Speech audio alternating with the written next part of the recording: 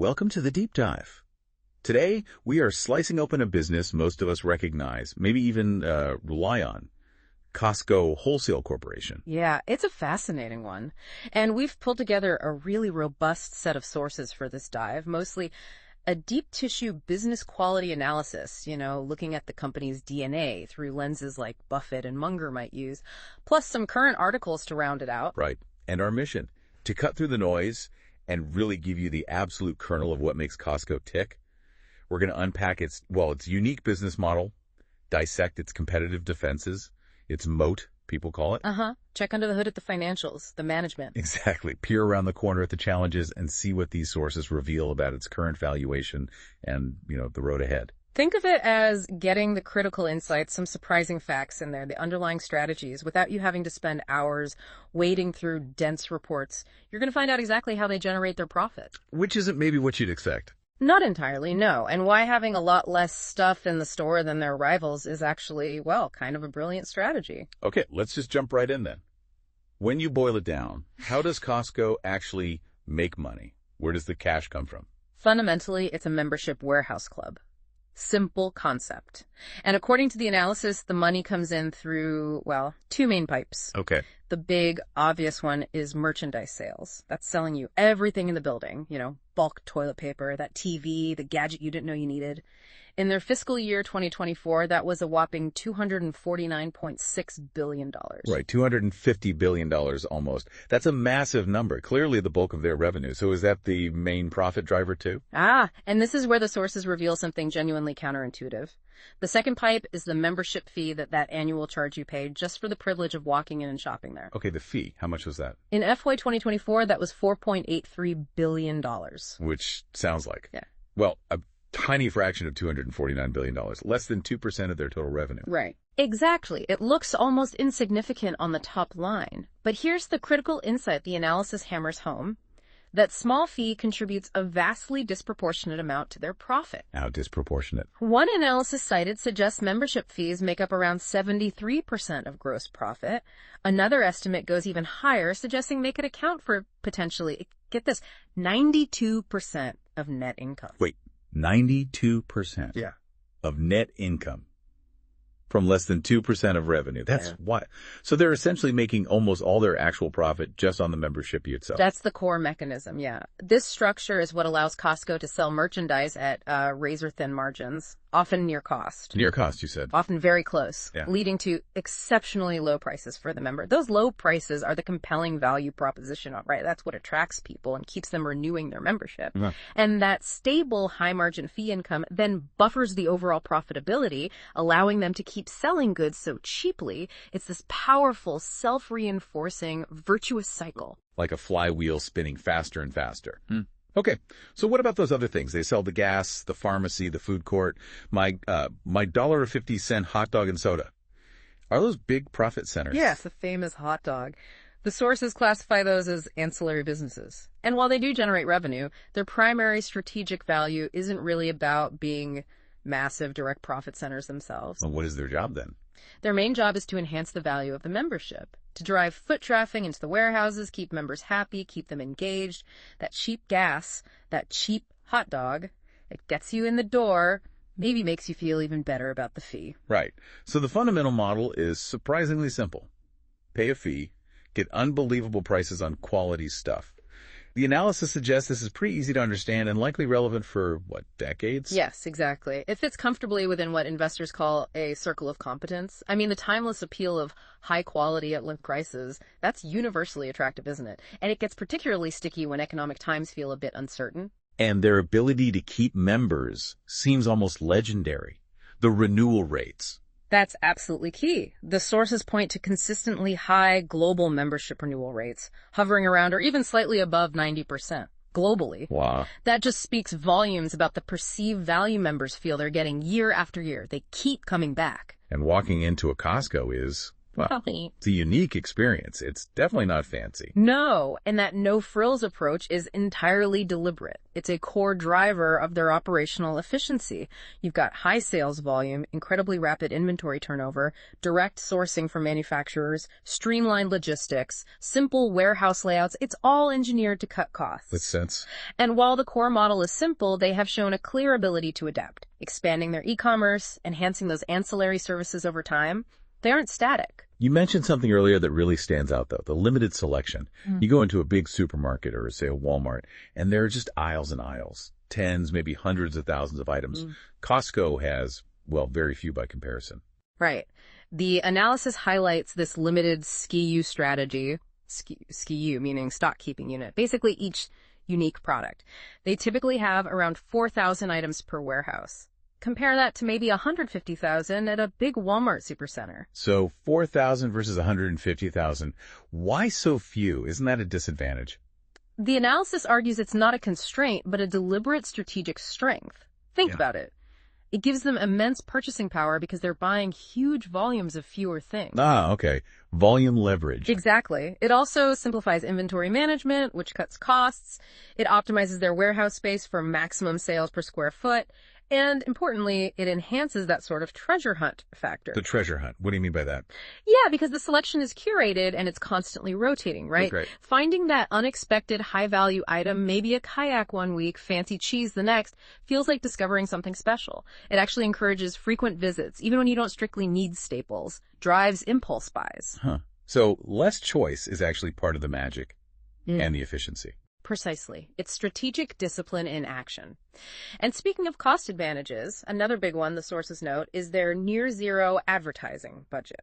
They barely advertise at all. How do people even find out about them, especially in new markets? They rely almost entirely on word of mouth. It's driven by the strength of that value proposition, the low prices, the quality, and the membership model itself. People tell their friends. And the money they save on ads? Gets reinvested back into the business. Lower prices, higher quality goods, especially for their own Kirkland brand or better employee compensation. It just feeds back into that virtuous cycle again. It becomes a self-perpetuating cost advantage that's really hard for competitors who have to spend on ads to match. Okay, so that incredible efficiency, the unique membership model, it must translate into a strong competitive advantage. An economic moat, as investors call it. What does the analysis say? Really protects Costco. Yeah, the moat concept is central here. The sources identify Costco's moat as being built primarily on two pillars, really powerful cost advantages and significant intangible assets. Okay, lay out the cost advantages for us first. All right, number one, economies of scale. Their sheer global purchasing volume is just massive. It gives them unparalleled leverage to negotiate the absolute lowest possible prices from suppliers. Hard for anyone smaller to compete with that. Makes sense. Second, operational efficiency.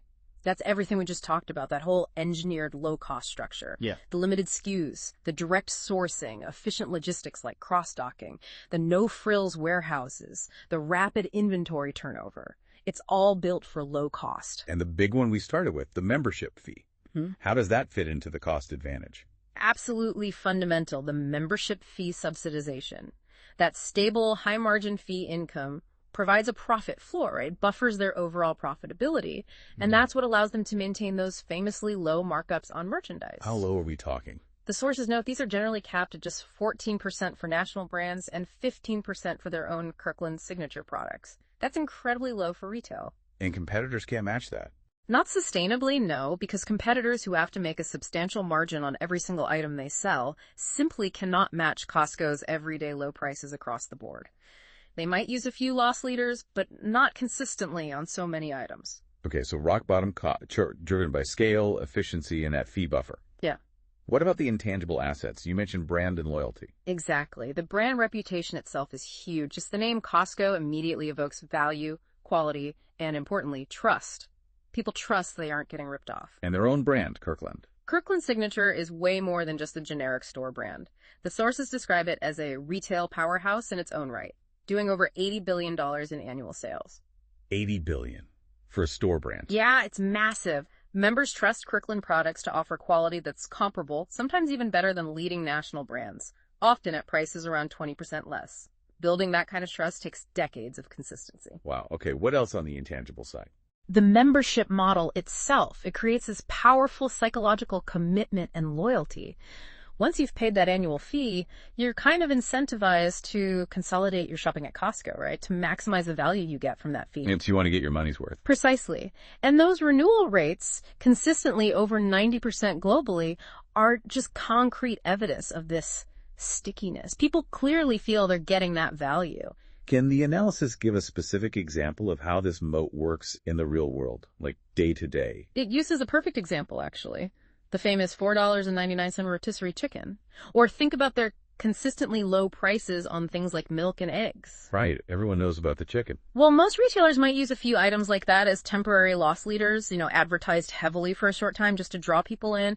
But because Costco has that membership fee income buffering their overall profit, they don't need to make money on the chicken itself. Exactly. They can afford to offer staples and even some special items at these famously low near-cost prices every single day across a pretty wide range of products. Yeah. A traditional competitor just couldn't absorb those kinds of low margins daily without that high-margin fee income stream supporting the whole thing. And the Kirkland brand acts as another layer of defense in this. Yes, absolutely. It gives them a high-quality, trusted alternative if, say, national brand suppliers try to push prices too high. It also creates products that are exclusive to Costco. It's incredibly difficult for competitors to replicate a private label brand with that scale, that level of trust, and that perceived value. What about Amazon? Everyone worries about Amazon. How does Costco stand up there?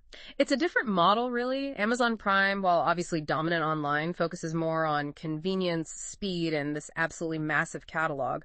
Costco's Moat is built on a very specific mix of, curated bulk value, deep discounts, and that physical treasure hunt experience. That combination is actually pretty hard for pure e-commerce to fully replicate.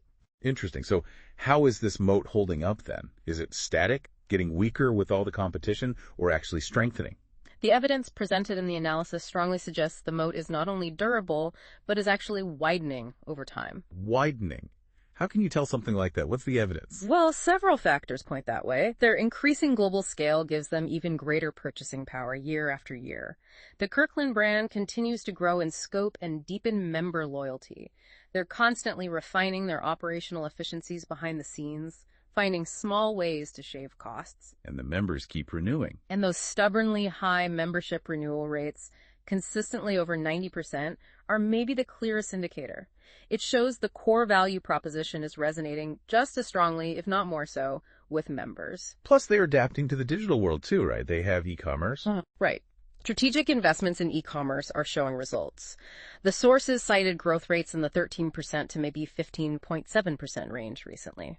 So this omni-channel approach helps fortify their position against online rivals and keeps members engaged across different platforms, even if the core magic is still in the warehouse. Okay, but retail's still a brutal business. What pressures does the analysis point to? It can't be all smooth sailing. Oh, definitely not. The sources absolutely acknowledge the intense competitive landscape. You've got Amazon, Walmart is always improving, other discounters are out there. That pressure is constant. What else? Potential market saturation in mature regions, like parts of the U.S., is a long-term consideration.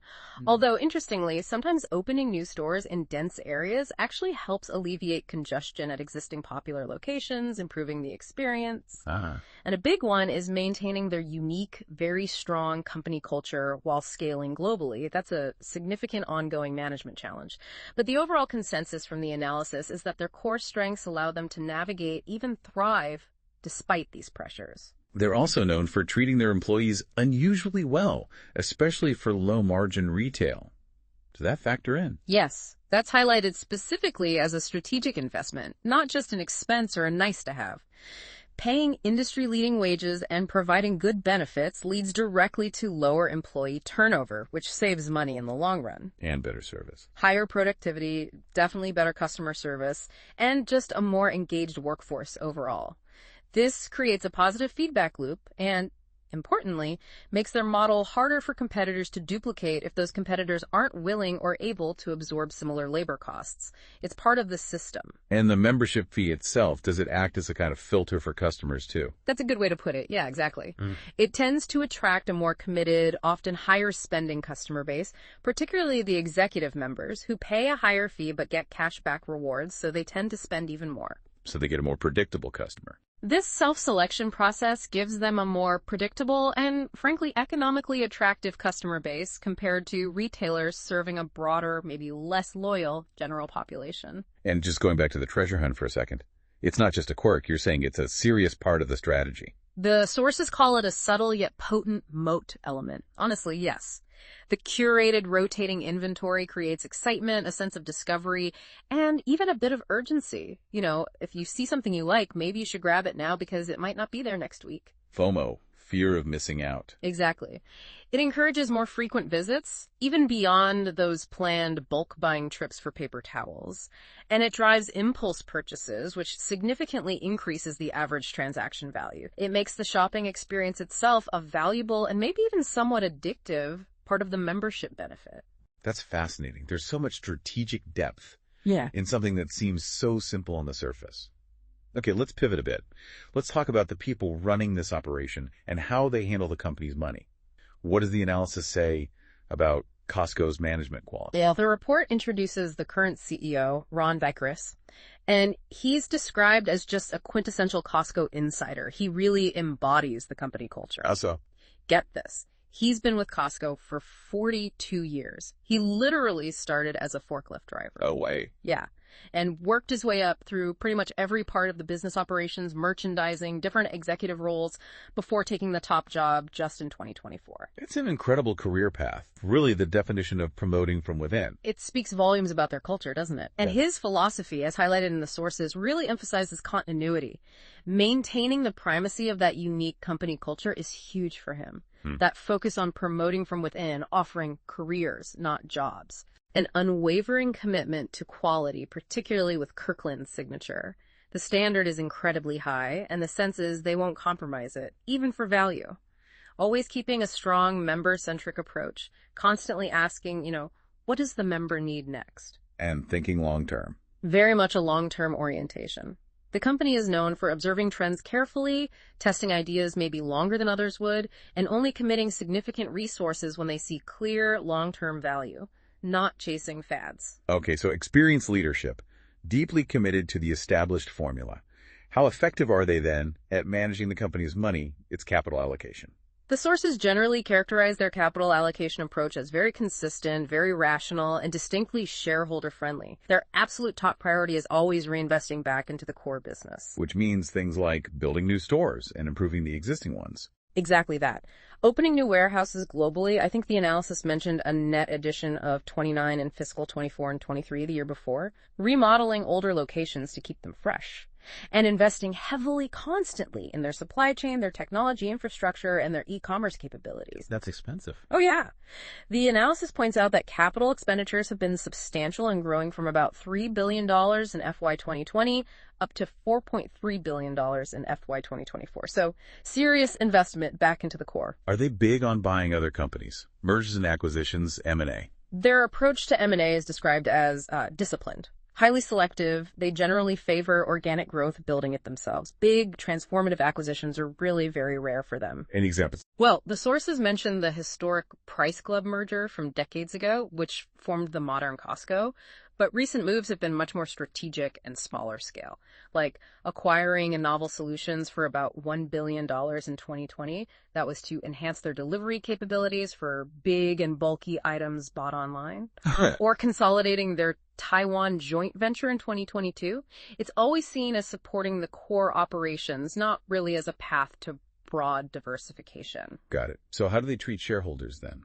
Dividends, buybacks. They consistently return capital to shareholders. They pay a regular quarterly dividend, and the sources note it's been increased for 20 consecutive years. That's a strong track record of dividend growth. 20 years, yeah. But what really stands out, and is highlighted quite a bit in the analysis, are the periodic, often substantial special cash dividends they pay out when they accumulate significant surplus cash on the balance sheet. Special dividends, like bonus dividends. Exactly. Big ones sometimes. We saw $15 a share paid out in January 2024, and there was a $10 per share special dividend back in December 2020.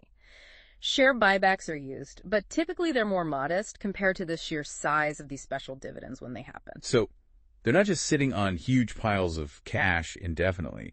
they're willing to give significant chunks back to the owners. And that willingness to pay out large special dividends is really held up as strong evidence of rational, shareholder-friendly capital allocation. It signals management's discipline. How so? It suggests they aren't just pursuing empire-building acquisitions that might not offer great returns, or funding low-return internal projects just for the sake of spending money. If they generate excess cash and don't see clear high-return opportunities to reinvest it at scale within their model, they return it to shareholders. It's quite disciplined. And they keep a clean balance sheet, too. Yes, they maintain a conservative balance sheet, which really complements this prudent approach to capital allocation. Okay, let's zoom in on that financial picture they present. How has their profitability and overall financial health looked recently? Well, the sources paint a picture of remarkably consistent and frankly robust growth across the key financial metrics, looking at fiscal year 2020 through 2024. Revenue, operating income, net income all saw steady, significant increases year after year. Can you give an example, like net income? Sure. Net income grew from just over $4 billion in FY 2020 to about $7.37 billion in FY 2024. That really demonstrates the underlying strength and resilience of their model, performing well across different economic conditions during that period. It's a strong growth. Yeah. What about key quality ratios, things that tell us how efficiently they're operating and managing risk? Like, how efficiently do they use the capital invested in the business? Right. Return on invested capital, or ROIC, is specifically highlighted here. And Costco's ROIC has been consistently high and pretty stable, ranging from about 17.2% up to 20.4% over those 5 fiscal years. And how does that stack up? Is that considered good in their industry? Oh, that's excellent. The sources note this is significantly above the typical industry median, which they place somewhere around 10.5%. So roughly double the industry average. Why so high? It's seen as a direct reflection of their business model's efficiency. That rapid inventory turnover we talked about, the relatively capital-light nature of the warehouse model compared to, say, traditional department stores, and especially those high-margin membership fees boosting profitability relative to the capital required to actually run the business. It all flows through to high ROIC. Okay, efficient use of capital. What about free cash flow? How much actual cash is left over after they've paid all their expenses and invested back into the business? Their free cash flow margin as a percentage of revenue isn't exceptionally high, which is pretty typical for a high-volume, low-margin retail operation like theirs. It ranges from about 1.5% to maybe 3.6% over that period. But the absolute numbers? The absolute dollar amounts are substantial. They consistently generate billions in free cash flow annually. I think it hit $6.6 billion in FY 2024. And this provides ample capacity to fund all their ongoing investments and still return significant capital to shareholders through dividends and buybacks. And debt. How much debt do they carry on the books? Are they heavily leveraged? This is highlighted as a major financial strength. Their debt to EBITDA ratio, a key measure of leverage, is described as exceptionally low. And it's actually been trending down from about 1.07 times in FY 2020 to a very conservative 0.51 times in FY 2024. Less than 1 times earnings before interest, taxes, depreciation, amortization. What does that low ratio tell us? It indicates a very conservative financial structure and a highly manageable debt burden. This low leverage gives them significant financial flexibility and resilience. It reduces risk, which is especially important in potentially volatile economic environments or if interest rates rise. Their clear preference seems to be funding growth internally or through equity rather than taking on excessive debt. So, summing up the financials, the sources paint a picture of a very strong, very consistent, and quite conservatively managed company from a numbers perspective. Yes, exactly. Robust growth, superior capital efficiency shown by that high ROIC, consistent FCF generation in the billions, and exceptionally low debt levels are all presented as clear financial strengths in the analysis. Right, so we've dug into the business model, the powerful moat, the management approach, the strong financials. Now, for the big question, especially for anyone thinking about this as an investment, what does the analysis say about where things stand right now in terms of valuation and what's potentially on the road ahead? Yeah, this is crucial. As of the time of the analysis, late May 2025, the sources point out pretty clearly that Costco's stock is trading at quite elevated valuation multiples compared to its own history. How elevated? Well, the price-to-earnings ratio, the PE, is running around 61 to 62 times earnings, and price-to-free cash flow, PFCF, is similarly high, around 65 to 67 times free cash flow. Okay, and historically, how does that compare? What's normal for Costco? It's significantly higher. The sources compare this to Costco's 5-year historical averages, which were much closer to maybe 42 to 45 times for both PE and PFCF. So quite a jump. Yeah, that current price represents a significant premium, roughly 41% higher on a PE basis and maybe 50% higher on a PFCF basis compared to those recent historical averages. So what's the takeaway from the analysis regarding the current valuation then? Is it justified? The sources state very clearly that Costco is, in their assessment, a wonderful company. No question about the quality of the business. However, applying that classic investment principle of buying a wonderful company at a fair price, well, the current market valuation leans towards expensive. And what does expensive imply here for an investor? It means the current stock price appears to be pricing in expectations for, continued strong growth and flawless execution going forward. A lot of optimism baked in. Right. And this elevated valuation inherently reduces the margin of safety for investors buying in at these levels, while the company's sheer quality might allow it to grow into this valuation over the long term. If everything goes perfectly. Right. It could also mean a period of potentially subdued stock performance, even if the company simply meets, rather than significantly exceeds, those already high growth expectations embedded in the price. Less room for error, basically. Are there any potential justifications for this high premium that the sources mention? Why might the market be paying up so much? Yes, they do touch on a few factors. Things like Costco's extensive real estate ownership, owning around 79% of its land and buildings, provides significant underlying asset value, which isn't always fully reflected. And there's the potential future impact of membership fee increases. Ah, yes. They raise the fee every few years, don't they? Historically, yes, roughly every 5 or 6 years, and that flows almost directly to the bottom line. But even considering these points, the analysis finds the deviation from historical valuation norms substantial. So maybe something else is going on. They also suggest the premium may partly reflect broader investor behavior, maybe a flight to quality. Investors seeking out stable, high-performing companies with defensive characteristics, especially when the broader economic outlook feels uncertain. Costco certainly fits that bill. Okay. Looking ahead then, beyond the valuation, what is identified in the analysis as the single most important driver for Costco's future growth? Where does it need to succeed? It really all circles back to the core model, doesn't it? The sources identify the key driver as the continued expansion and effective monetization of the global membership base. Growing the number of members worldwide. Exactly. This is underpinned by successful international expansion into new countries and, crucially, consistently delivering that core value proposition, low prices, high quality, great experience that makes people want to join in the first place and then renew year after year. Why is focusing specifically on membership so crucial for growth? Because, remember, those membership fees are the absolute bedrock of their profitability.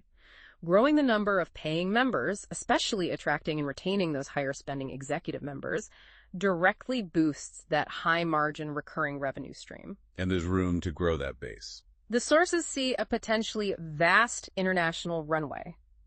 There are many parts of the world where the warehouse club model, and specifically Costco's successful version of it, is still relatively underpenetrated.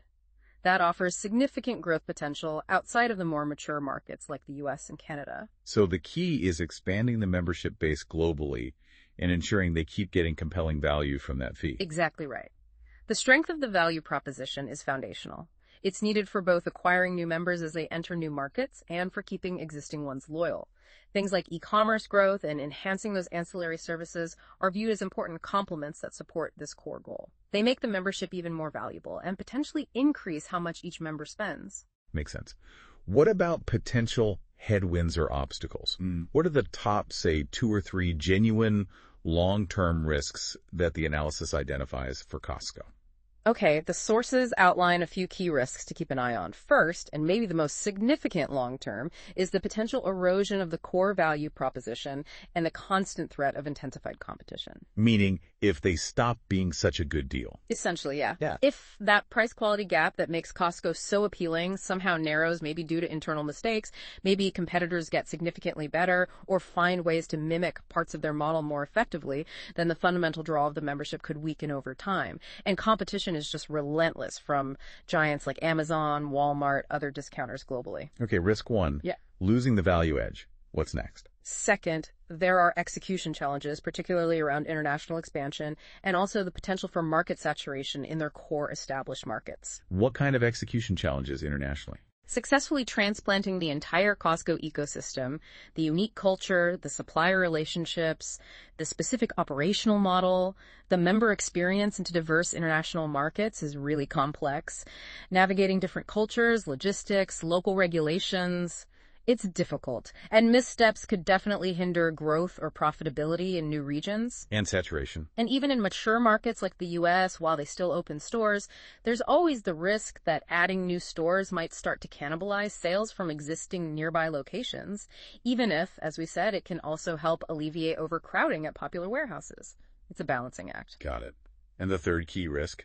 This one's maybe a bit more subtle, but potentially very important. The risk of dilution of their unique company culture and operational excellence as they continue to scale globally. Maintaining the Costco way gets harder as they get bigger. Exactly. Maintaining that strong culture, the intense employee loyalty, the strong service ethic, the relentless focus on quality and efficiency inevitably becomes more challenging as the workforce grows massively and spans dozens of countries. If that unique culture were to erode significantly, it could negatively impact everything from employee productivity and customer service to brand reputation, member loyalty, and ultimately earnings. It's a core asset they need to protect. The sources did mention, though, that the risk of being entirely Amazoned, as people sometimes say, is perhaps somewhat mitigated by Costco's specific physical model, right? Yes, the analysis suggests that. The unique blend of the membership requirement, the treasure hunt discovery aspect, the focus on curated bulk items, and the physical warehouse presence makes them less vulnerable to a direct like-for-like attack from a pure e-commerce player compared to some other traditional retailers. Well, they still need to keep up online. Absolutely. The analysis notes they still need to continue enhancing their omnichannel capabilities, integrating online and physical, to ensure members are served effectively and conveniently across all platforms they might want to use. Okay, let's try to summarize all this then. Based on all this material we've dug into, what's the essential bull case and the essential bear case for Costco right now? All right, the bull case, in a nutshell. You have a truly dominant and highly defensible business model. It's underpinned by that incredibly loyal membership base generating recurring high-margin fee income. You've got powerful economies of scale, relentless operational efficiency, the huge strength of the Kirkland brand, and good evidence that their competitive moat is actually widening, not shrinking. That management. You have exemplary management led by a deeply experienced insider who's committed to that unique culture. They have a proven track record of rational, shareholder-friendly capital allocation, including returning excess cash via those notable special dividends. Financials. The financials are consistently strong and resilient. You see impressive growth year after year, very high ROIC showing superior capital efficiency, and an exceptionally conservative balance sheet with very low debt. And finally, there are still clear growth opportunities ahead, particularly through international expansion, continued new store openings even in mature markets, and further development of e-commerce and those valuable ancillary services. That's the bull argument. Okay, pretty compelling. What about the bear case summary? What are the main worries? The primary bear case, as presented in the sources, really centers on the elevated valuation and the resulting reduced margin of safety for new investors. The current stock price trades at a substantial premium to its own historical levels and appears to price in very high expectations, maybe even perfection, for future performance. There's the ever-present reality of intense and evolving competition that requires constant vigilance and execution. There are clear execution risks, particularly around the complexities of successful international expansion and managing potential saturation in core markets eventually. And maybe the biggest long-term challenge is sustaining the core membership appeal and that unique company culture as the company continues its massive global growth. Can they keep the magic alive everywhere? So for you, the listener, weighing all this up, what's the main tension or the central consideration that comes out of this analysis? The central consideration, really highlighted by the sources, boils down to this. Can Costco's truly exceptional quality as a business, its defensible moat, its strong execution, its genuine growth opportunities be sufficient to justify its persistently high market valuation? It's a quality versus price dilemma. So the business is great, but the price might be high. Essentially, yes. While the business itself is viewed as relatively low risk due to its inherent strengths, The valuation at these current levels presents a potentially higher risk for future investment returns compared to historical entry points. Investing now, according to the analysis, really requires a strong belief in continued exceptionalism and the company's ability to consistently meet or beat those high expectations, allowing it to grow into that premium valuation over time. Okay.